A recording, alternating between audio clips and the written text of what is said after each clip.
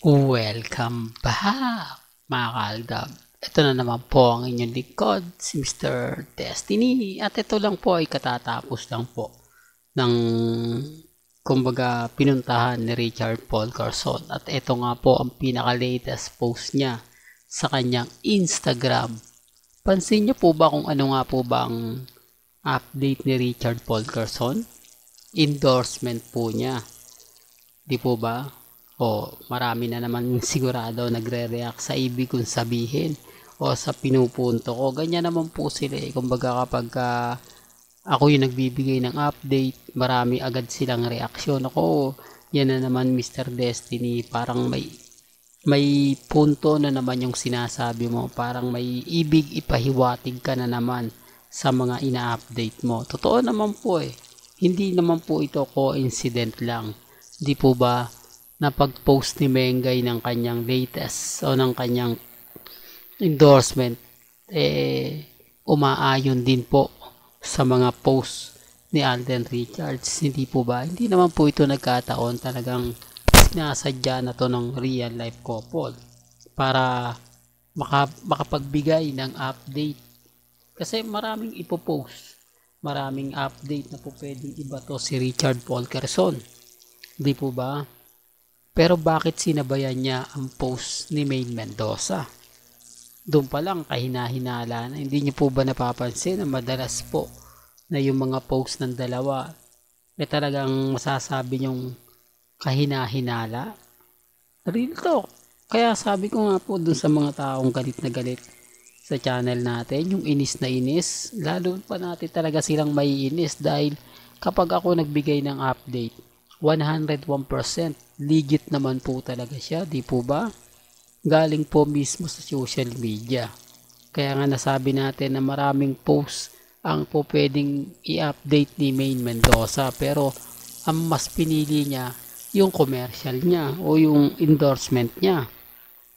Dahil po pwede naman siya mag-post sa Bangkok, Thailand kung naandun nga po siya. Napakarami kasing mga magagandang views, napakarami kasing mga magandang update. Tapos remind ko lang po sa inyo sinasabi niyang iba o pinipilit nga po ng iba na regalo daw po yun ni Nanay Dab sa dalawa. Po ba natatawa lang po ako mga kaaldab na kumbaga parang wedding gift daw po yung ginawa ni Nanay Dab na pinapunta sila sa Bangkok, Thailand para nga po raw doon mag-second o mag-fourth honeymoon. Grabe, ano yun ang sinasabi natin mga kaaldab na kumbaga nakakalungkot na nakakadismaya. Di po ba na kailangan pa lang gamitin si Nanay Dab, na kailangan pa pong maglabas ng mga kwento na kumbaga alam nyo na para mapagtakpan kung bakit nga po ba hindi nagkaroon ng anak o ng supling sina Mengay at si Congressman Arjo. Kaya nga pag pinapaliwanag ko to, pag sinasabi ko to, galit po sila kasi anong silbi ng kasal kung hindi ka rin makakabuo ng pamilya, kung mag-aantay ka pa ng after 5 years, di po ba, para magkaroon kayo ng anak, di dapat hindi muna kayo nagpakasal, di po ba? Parang mahalang yan Trambo di po ba? 11 years sila out, 10 years sila na nagkaroon ng alam nyo na.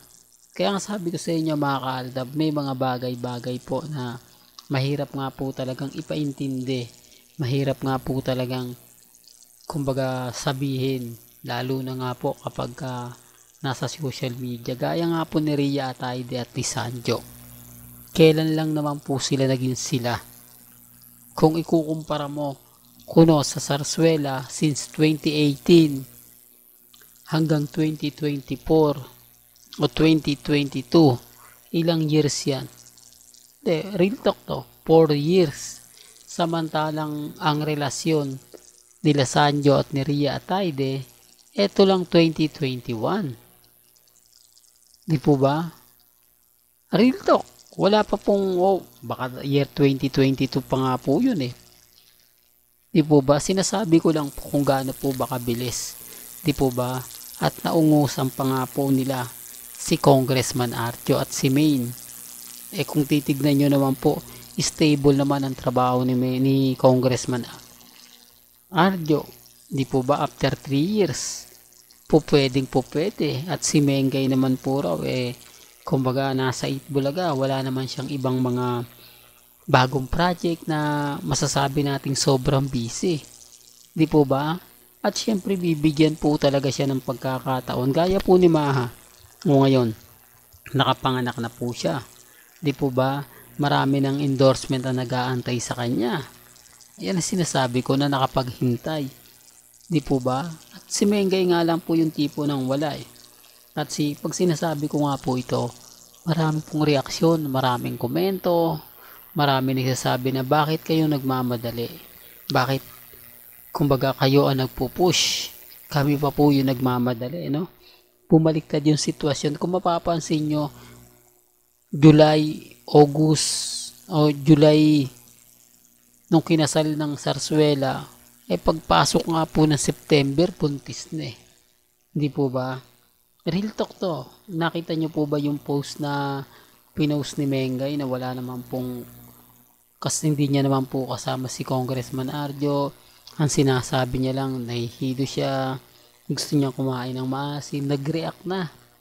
Hindi po ba? Nabuntis. Kaya nga natatawa tayo, may mga point kasi ng mga panahon na yon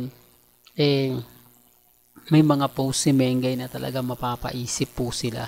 Ang problema naman po, wala naman pong katotohanan, di po ba?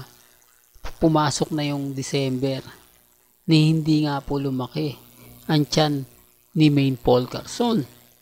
O ngayon, magwa 1 year na po. May paramdam po ba? Samantalang kung ikukumpara ko nga po, balikan ko lang kay Rhea Atayde na ilang buwan lang po. Di po ba? Halos wala pang 4 months na muling nagbakasyon sila. Nabuntis na. Di po ba? Hindi pa po yan, sa bagay mga kaldab, may kanya-kanya po talagang senaryo. Kung hindi naman po talaga mag-asawa at kung sarsuela lang po talaga, imposible nga po talaga. Di po ba? Tapos ngayon sobrang busy nga po ni Alden Richards at si Mengay. Talaga naman pong masasabi natin na naandyan lang sa likod ni Richard Paul Carson para magbigay suporta. Kaya pag sinasabi kong hindi man lang umaalis ng ibang bansa si Mengay at naandyan lang siya sa palipaligid at kumbaga inaalagaan sina Baby Teo at si Playmate, maraming nagre-react. Maraming nagko-komento na ano ba yan naman niya, Mr. Destiny, puro ka paasa, puro ka fake news. Remind ko lang po at lagi kong pinapaliwanag at inuulit-ulit ko po. Si Mengay po yung tipo na ngayon na sobrang tipid, hindi po ba? Sobrang masasabi natin na kakaiba, pero kumbaga makajos yan. Real talk, pero never po nating nakita o never po nating kumbaga nagkasama pag Sunday family bonding. Ang ibig kong sabihin yung araw po ng pagsisimba. Never pong nagsimba, never pong pumunta, di po ba, sa District 1 sa Quezon City. Ito yung medyo sa District 1 may malaking simbahan po dyan, pero never nga po na pumunta dyan para magsimba sila Mengay at si Congressman. Sinasabi ko lang po yung totoo. Sinasabi ko lang po yung katotohanan. Po ba? Pero kung si Alden Richards, kita nyo naman po yung dalawa dati na pumunta at mismong kumbaga sabay pa po sila nagsimba. Yan wala pang relasyon, magkaibigan lang daw. Pero bakit sa kanila mo makikita yung pagmamahal? Di po ba? Kaya sabi ko sa inyo, remind ko lang lagi kay Congressman Arjo, kay Mengay, kung nasa Bangkok, Thailand nga po talaga to. Pero bakit wala nga po talagang ganap? Walang update. Di po ba? Well, may kanya-kanya tayong opinion at pananaw. Hanggang dito na lang po ang ating latest updates. Kaya kung gusto nyo pa po ng pinaka-latest at sariwang update, abay tumutok lang po kayo dito po sa channel ni Mr. Destiny para updated po kayo sa mga latest at sa mga bagong video po na ilalabas po natin maya maya lang. Hanggang sa muli, salamat po sa panonood at pakikinig.